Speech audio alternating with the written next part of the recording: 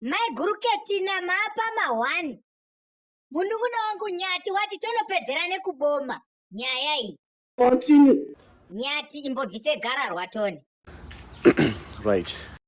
Yesaya bola. Saka vanhu ava vari kufamba ichiti makahura makachite mukadzi ava muri kuti navo Vachazonomira nyaya dzavo kukota nditika. Right. maiguru masomero matichi chiri kuitika mumastriti. Nyathi ari kubata mukadzi rafu arura.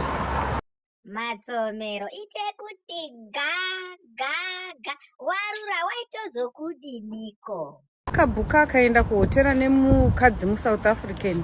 Ndekusaidhuko kusingaroioni nuko. Kusingatewi nezuva.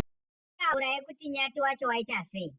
Ari kuhura nemaSouth Africans Nyathi achibata mukadzi rafu. Continue. Tadzoka. Saka Nyathi iwewe kune vanhu vari kukuti wakahura iwe uri kuti chii? Inguva yenchimbotaurai. Chimboreketai. Saka unozvisekerera here izvozvi? Isekere zvinhu zvakadhakwa pamberi pangu. Handisekere madrama, magosipi. Handitika.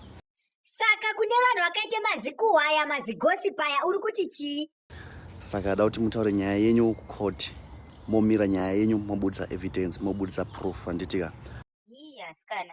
Saka pane zvazvakakuvhiringidza here vamanhinzi? You have destroyed my marriage because of of searching for my followers, my likes.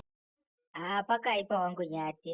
Thank you nekuti pedi rako. Be strong. Right. Thank you. Tapedza nemi.